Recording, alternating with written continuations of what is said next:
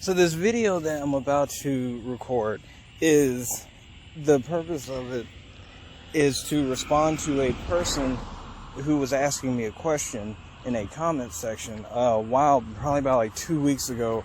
I saw a video from Generic Art Dad. I feel like I don't really have to describe that much about him. He has a pretty good following.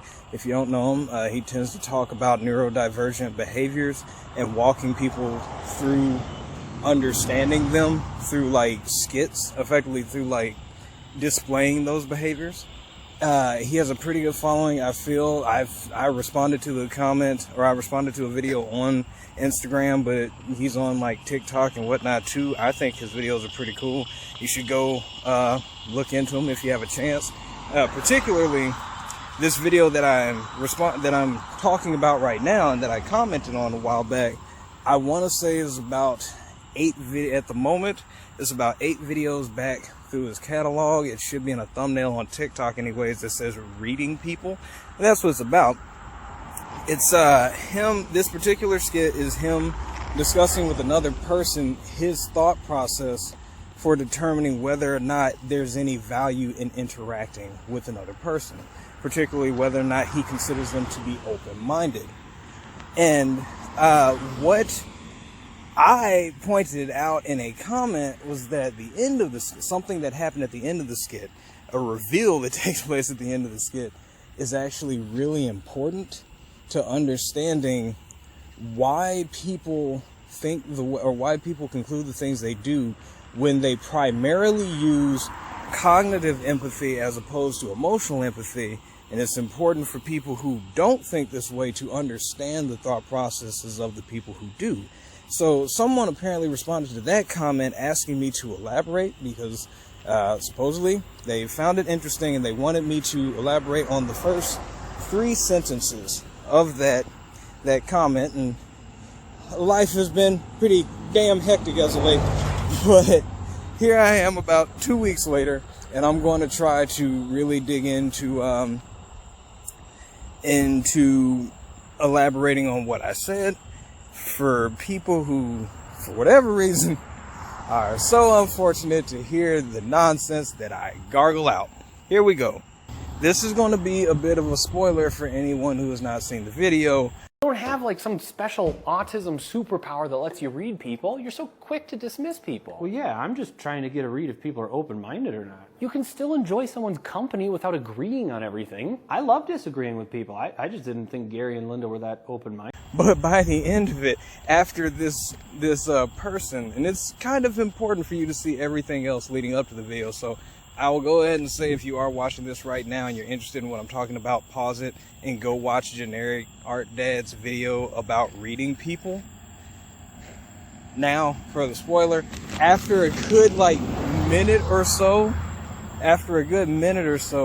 of this person explaining to their friend why they didn't read this person as terribly open-minded from things that seemed arbitrary and meaningless to the friend about him not caring for this other guy that they recently met, their opinion on him having spaghetti for breakfast, or his wife's opinion about drinking, and so forth. These all seem like things that the character that is not quite fond of this guy is just being really needly about.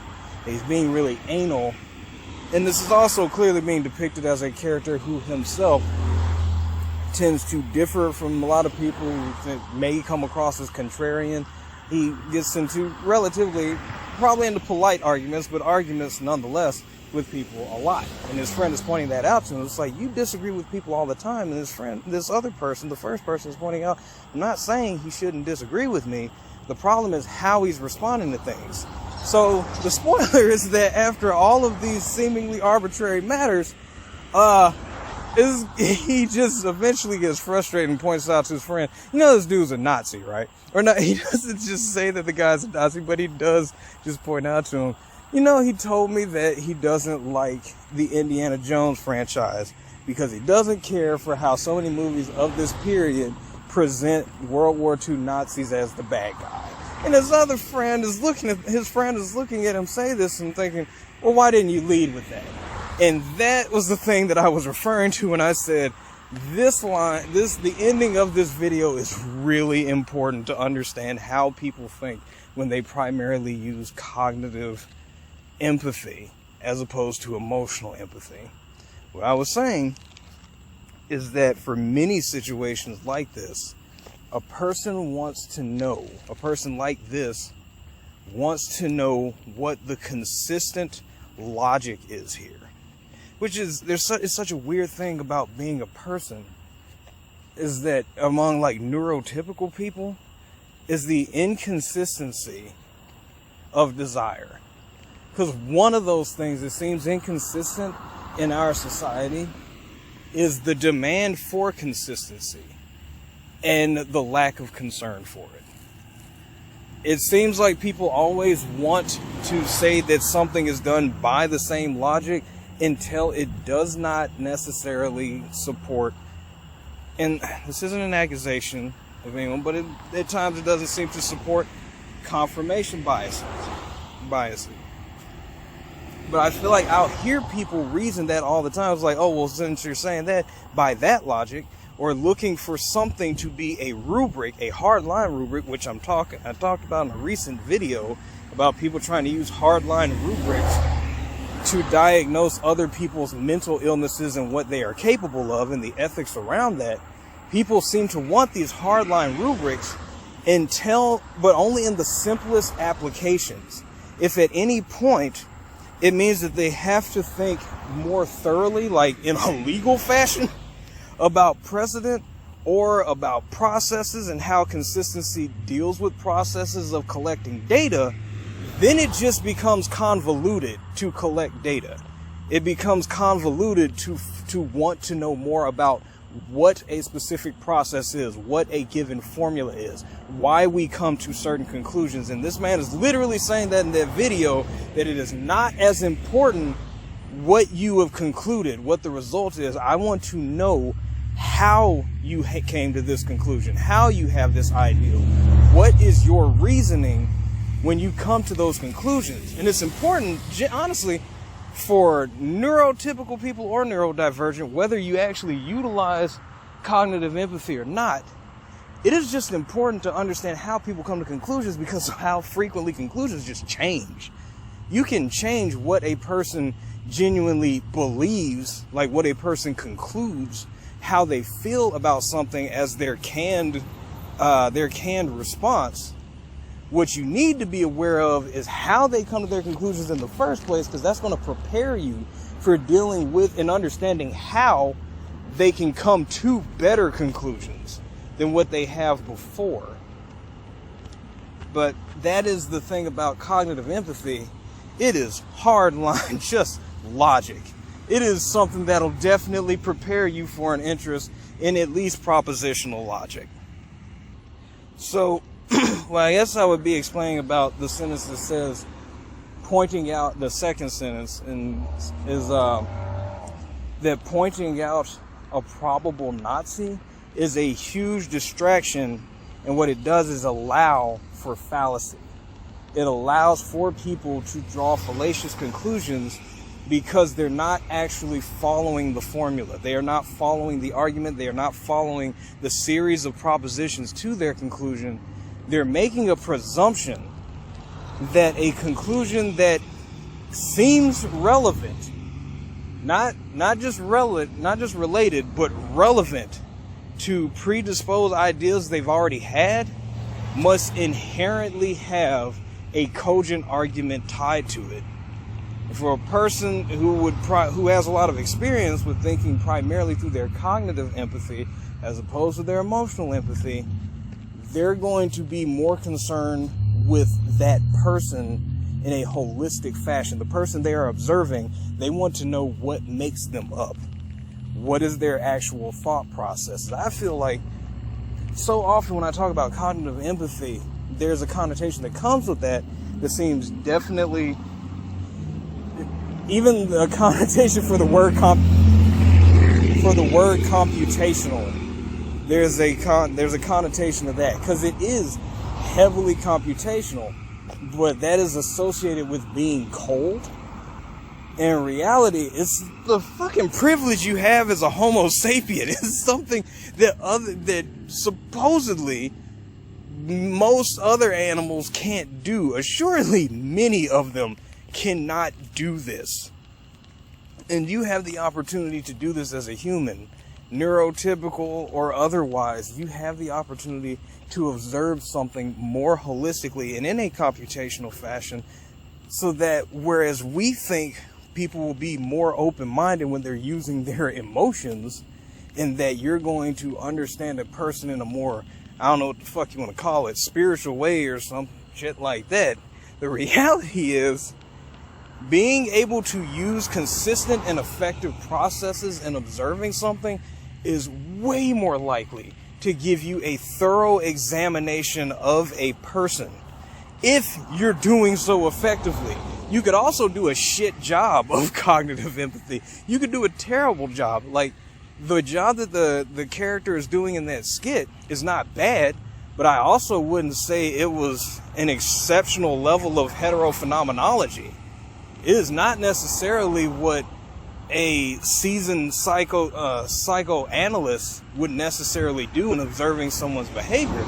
But he is, for one thing, he's doing a good job. For another thing, I mean, for the purpose of what he's using it for, another thing is that the purpose in question isn't necessarily for the benefit or development of the person he is observing. This is how he personally collects data for his interactions with people. So this is a utilitarian practice on his part in the first place. This is a makeshift thing that is done for this person to survive and to have amicable communications and interactions with his fellow citizens, with his fellow human beings. He's trying the best he can to be a good person, particularly in the way that he knows how. And trying to determine whether or not the guy that he knows is a Nazi, trying to determine what kind of person he is by observing his supposed identity is hugely fallacious and a distraction, when he actually has an opportunity to listen to this person, interact with him, determine things about why he says the things he says, what he says specifically, if there's any consistency in what he's saying. He has the opportunity to read this person. And just pointing out that he's a Nazi from the beginning of the conversation is a gigantic distraction. And it's really an excuse to just write off and ostracize a person. What I really appreciate about how that line is even delivered, not just for the comedy and the relatability of how these conversations can actually take place, but also pointing out the reasoning of the guy that says it, is that he uses this as somewhat of a last resort out of frustration, just to let his friend know, you're really fighting me on this idea that I'm feeling like I'm explaining well enough. And it sounds at this point, even though it sounds like to you that I'm just defending myself, to me, it sounds like you're defending this dude a lot. Can I just point out, he doesn't like that Nazis are poorly portrayed in cinema? I love how that was just thrown out of frustration. That was thrown out when he was just kind of tired of discussing this while organizing his Pokemon cards, or looking through them anyways, observing them in some fashion. So that is my specific comment, and I understand why I feel like I understand why you only need the input on the first three. The fourth statement talking about it being what I'm saying in the first three sentences being sort of the cause of people falling into a matter of identity politics and the issues of populists in culture. I understand how that could come across as terribly speculative. Let me assure you, the whole damn thing is speculative. It is my attempt to best understand as I can from things I've looked at before and heard of about cognitive empathy and what it actually is. I will go ahead and say, do your own research and look up. Like, don't just take what I'm saying right now at face value, because these videos that I tend to put up, that anything that says ADHD Musing is not a video essay. I'm not going to be providing citation and whatnot. I'm literally just talking, often because I think I may be saying something that, as droning or as long-winded as it may seem, is still something that other people haven't said, that I may feel has some value for people to hear. I do want to say in this moment, I would like to take this opportunity to point out that anybody who sees that comment, you can feel how you want to feel about what I'm saying. I personally do think that the fourth sentence that I put in there is pretty pertinent. It may come across as speculative. Again, all of it's pretty speculative. I think it's still a series of educated guesses and analytic approaches that aren't terrible. But that fourth comment, I think, is in the same line. It's a speculation that I think is pretty good, that I've had for some years now. I've had it for 2 presidential terms, because it was definitely an observation I was taking up in watching the commentaries of different types of voters, both on social media and in my own life, from the 2016 election forward.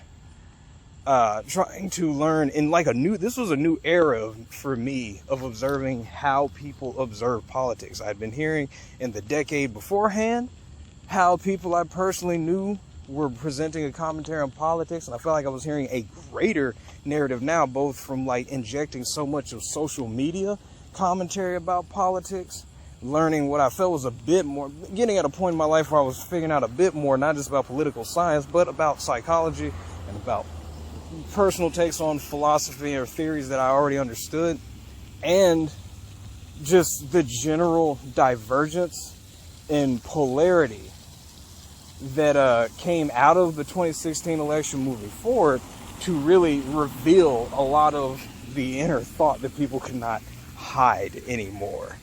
A lot of the thought processes. Hearing the conversations and figuring out the thought processes for a lot of people, analyzing people the way that I always have, but now analyzing people who were a bit more open. It was very effective. And when that came down to politics, I have to say, to date, going on 8 years later, I don't feel like I've been terribly wrong about the commentary of people not quite getting how susceptible they are to identity politics. And I'm not going to say on either side. I mean at any point. Even the ones that I would probably consider the least distorted would be the people who are most aware of this. And that would include myself, saying that anyone, including myself, can be not just susceptible to a problem like this, but more so than given credit for. So much of the discussion of traditional conservatives and what could be considered the followers of neocon politicians and their one issue voting practices that I've had to, starting from 2016, that was another experience I thought from my introverted experiences up to that point in my life, as I was now becoming more open and talking to people more frequently from different walks of life. I was definitely being exposed to things that other people that I had only known before from textbooks or from articles that people would relate through their journalistic discussions. Now I'm seeing in my own life. I'm actually talking to real people who have single issue voting ideologies. And in the left, I'm often looking at people and their identity politic conversations that they think they're not victim to, or they don't think they're misappropriating their conclusions for. I'm watching that shit. And all of these things in relation to spectrums, which spectrum, I don't remember if I've ever talked about this in an ADHD Musing video before. If I'm going to look it up, if I haven't, I'm going to talk about that in another video about what spectrums are to me from an empirical stance and my issue that I've had with them for probably going on 15 years now. But yeah, listening to people not quite get where they actually are, I feel, on a political spectrum, and finding out just how easily people can be taken either by populists like Donald Trump or by living personified examples of confirmation bias, like, bear with me here, Bernie Sanders. I definitely feel as though it's worth noting that people are using emotional empathy in somewhat of a less efficient way than they think they are, and that happens naturally in all of us. That's part of the human condition. And I really think, as I said in that fourth comment, that not being able to effectively use cognitive empathy is what leads to us as a society often falling prey to our own identity politics and being incapable, even some of the best of us, to not be taken by the people who tickle our ears.